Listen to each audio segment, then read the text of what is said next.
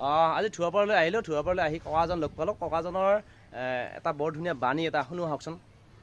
ককা নামটো ক'ব, ঘৰ ক'ত? মোৰ ঘৰ দাহি ধুৱাপাৰা, হয়, ভিতৰপুখুৰী বিষ্ণু মন্দিৰত। বিষ্ণু মন্দিৰত। মোৰ নাম শ্ৰী টংকেশ্বৰ ডেকা। বঢ়িয়া। মোৰ বয়স হ'ল 80 বছৰ 2 বছৰ কম। এতিয়া মই মোদীৰ মাহাত্য আৰু চৰকাৰ আৰু ৰাইজৰ মাজত কিহত এডজাষ্ট হৈ আছে আৰু কিহত লগ হৈ আছে তাৰ বিষয়ে এটা গীত আছে, আৰু হিমন্ত বিশ্ব এখন গুণৰ কীৰ্তন আছে, আৰু পুনৰ বিজেপি জন্ম কোন চনত হৈছিল, কেতিয়া হৈছিল, এই কামটো আছে। এতিয়া এইবিলাক লৈ মই কিছু মাথাইদি খেয়াল কৰি থাকি এই বস্তুবিলাক গাঁৱত শুনাই থাকোঁ। বঢ়িয়া। নমস্কাৰ। 2016ৰ পৰা 25লৈ বিজেপিৰ বাণী ডাঙৰ ডাঙৰ মোদীৰ মাহাত্য কিছু ৰাইজে থাকোঁ জানি। 2016 চনত ৰাইজৰ আছেনে মনত, পুনৰ বিজেপি জন্ম হৈছিল নৰেন্দ্ৰ মোদীৰ দিনত। 20-25 বছৰ ধৰি বিজেপি চৰকাৰখন আছিল পৰি, 2016 চনত পুনৰ বিজেপি মোদীয়ে দিয়ে জন্ম কৰি।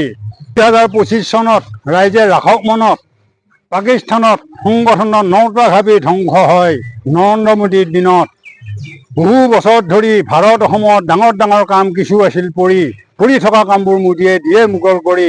পৰি থকা কামবোৰ বগীবিল, NRC, ৰাম মন্দিৰ টকা সলালে, আৰু বহুত কৰি দিছে ডাঙৰ ডাঙৰ কাম।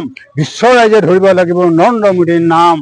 23 চনত ৰাইজে ৰাখক মনত, অযোধ্যাত ৰাম মন্দিৰ নিৰ্মাণ হ'ল নৰেন্দ্ৰ মোদীৰ দিনত।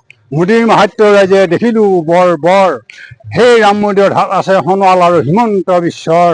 ৰামৰ ভক্ত হনুমান থাকে ৰামৰ নাম ধৰি, অযোধ্যাত ৰাম মন্দিৰৰ ওচৰত হনু মন্দিৰ মোদীয়ে দিয়ে নিৰ্মাণ কৰি।